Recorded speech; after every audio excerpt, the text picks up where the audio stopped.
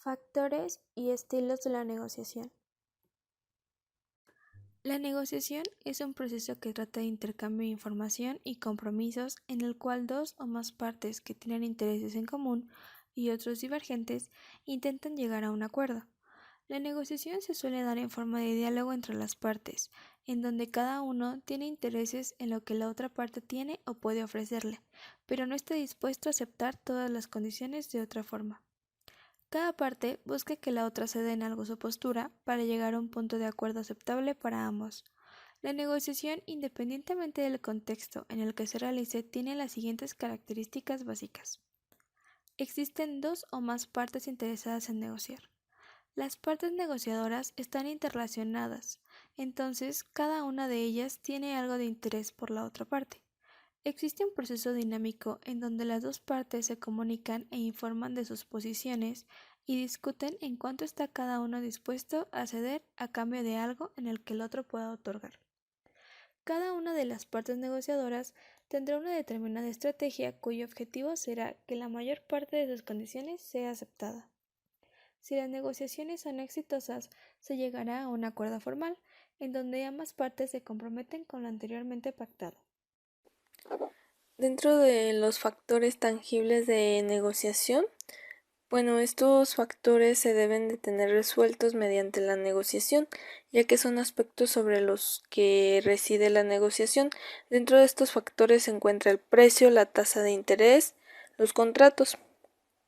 Una negociación se basa en los intereses por el cual un grupo de personas o dos personas dan soluciones a sus problemas. Y aquí se tiene en cuenta la identificación de los intereses o necesidades o valores que los actores desean salvaguardar. Un ejemplo es, por ejemplo, si un comerciante da un precio a un cliente en el cual sus intereses se oponen a los del cliente, ya sea que el comerciante quiere dar un precio más alto y el cliente desea un precio más bajo, pero algunos de los intereses que tienen entre ellos dos coinciden, pues el comerciante y el cliente se pueden sentir satisfechos en sus intereses y estar felices. Con esto se puede decir que cuando hay un ambiente de confianza mutua, cada actor hace su esfuerzo sobre lo que lo acerca y evita las posiciones de los intereses. Y pues debido a esto, hay una información mutua y comprenden sus posiciones, impera una mente abierta, creatividad y colectiva para la consecución de soluciones. Y aquí también se descubren unas vías mejores posibles y apropiadas a los intereses. Factores intangibles de negociación. Los intangibles son de orden psicológico. La mayoría de las veces, los esfuerzos se centran en los aspectos tangibles. Dentro del ámbito de los intangibles encontramos interrogantes delicadas como el precedente que deja el resultado de la negociación, si nuestro desempeño fue mejor al de la otra parte y los aspectos personales de la negociación. Las características del buen negociador son la preparación. Para poder llevar a cabo una buena negociación es necesario conocer sobre el tema a resolver, así como información sobre los involucrados para poder llegar a una solución factible para ambas partes sin la posibilidad de que se presenten problemas inesperados.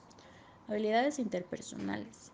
Tener buenas habilidades interpersonales permite desarrollarse en todos los entornos necesarios o que se lleguen a presentar en una negociación, relacionándose según sea necesario con los diversos involucrados.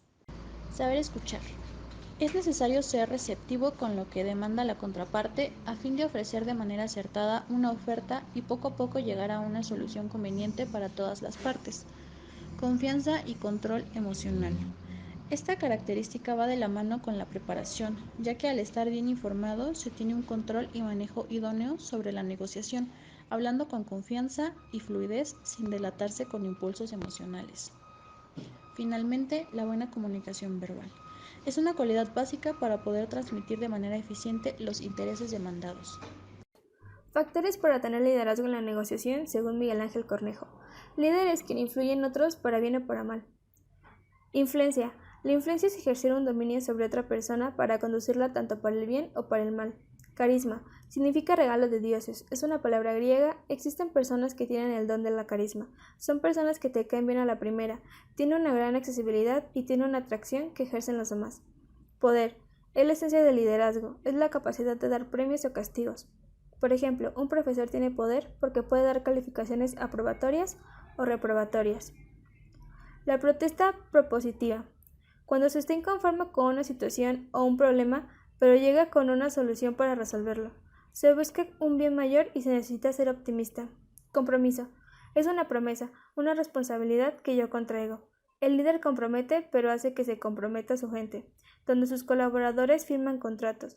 El líder apuesta al esfuerzo de su gente, por eso se compromete y hace que se comprometan. Contracultura. Son valores, tendencias y formas sociales opuestas a las establecidas en una sociedad. El poder de servicio. Esta capacidad de servicio es casi siempre ignorada, pero un buen líder siempre reconoce y da las gracias a su gente. Los factores externos en la negociación son aquellos que dependen del lugar donde transcurre esta. Estos son la cultura, la educación o la información, el poder, los estándares, la experiencia y la competencia. El factor cultural. La cultura es un factor clave, sobre todo cuando se realizan negociaciones con personas que son de otros países, ya que las diferencias culturales determinan la forma de tomar decisiones y de negociar. Por ello, será muy importante, en primer lugar, recopilar información sobre la cultura de la otra parte, con el fin de saber guiar la negociación de la mejor manera posible, evitando caer en situaciones que puedan ser perjudiciales en nuestro cometido de llegar a la obtención del beneficio o resultado esperado.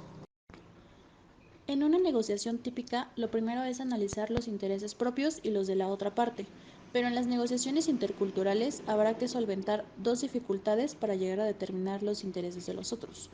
Una de ellas será identificar el estilo de negociación de la otra parte y el otro obstáculo será entender sus valores y creencias.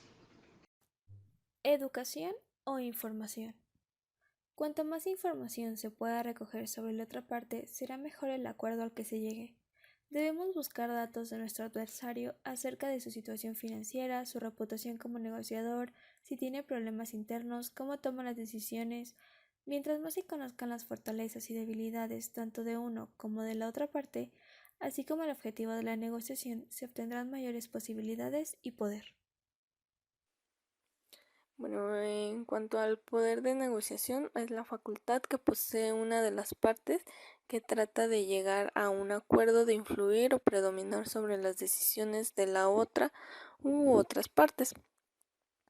Bueno, con esto pues también se puede decir que la negociación pues indica que si una de las partes de una negociación tiene más capacidad o también tiene menos capacidad de alcanzar su objetivo. Bueno, dentro de la negociación también implica ceder en alguno de los puntos para lograr los mejores beneficios y que se concrete pues el juego de ganar-ganar. Aquí es donde pues las dos partes queden satisfechas. Y bueno, además otro de los factores también se toma en cuenta lo que es el costo-beneficio. Bueno, en algunas ocasiones puede existir que una parte tiene más poder de negociación. En esto tiene ciertas ventajas frente a la contraparte, especialmente también por los costos que le puedan ocasionar.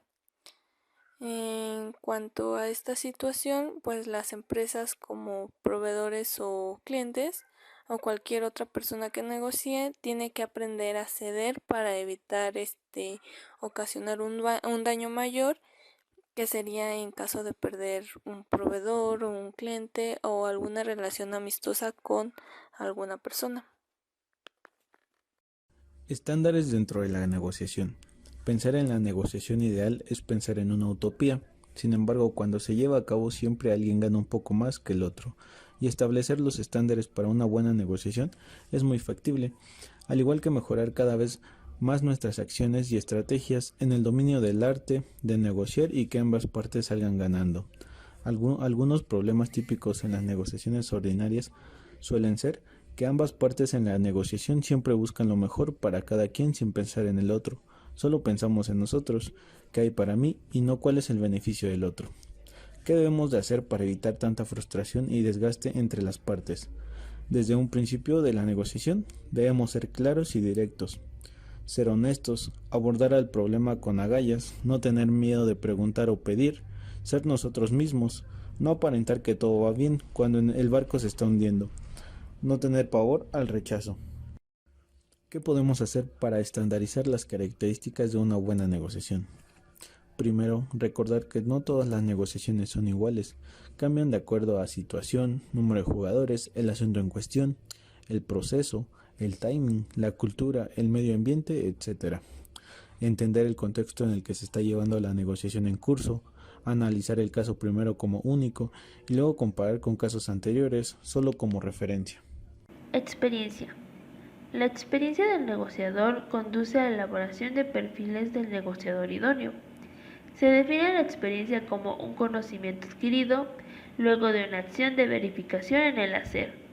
Esta la podemos poner a prueba en cada etapa del proceso de negociación donde se ponen a prueba los conocimientos. La experiencia es una mezcla de conocimientos y acción que permite afirmar que como resultado de un método de aprendizaje es muy valiosa. En una negociación, los escenarios, enfoques e interacciones entre las partes son propios para experimentar, reflexionar y finalmente conceptualizar la experiencia concreta. Entender la experiencia como un eterno aprendizaje la hace valiosa en el proceso de negociación. Como último factor externo tenemos la competencia. La competencia de negociación consiste en la habilidad para fomentar el consenso en el sentido de intentar hacer coincidir criterios diferentes en una situación determinada, con el objetivo de llegar a un pacto y buscar el mejor beneficio. En concreto, también pueden distinguirse 4 niveles diferentes en función de su desarrollo, contándose los siguientes. 1. Comprensión de la propia posición e intereses. Se distingue entre lo esencial y lo accesorio de lo que se quiere conseguir, del mismo modo que se sabe a qué se puede renunciar y qué es negociable. Asimismo, se percibe con claridad los intereses de los interlocutores, pero se negocia sobre los intereses propios. Número 2. Consideración de los intereses y de la posición de los demás. Se es receptivo y empático con los interlocutores. Se tiene en cuenta, se sabe lo que es negociable para ellos y cuáles pueden ser sus objetivos mínimos y se busca el beneficio mutuo. Número 3.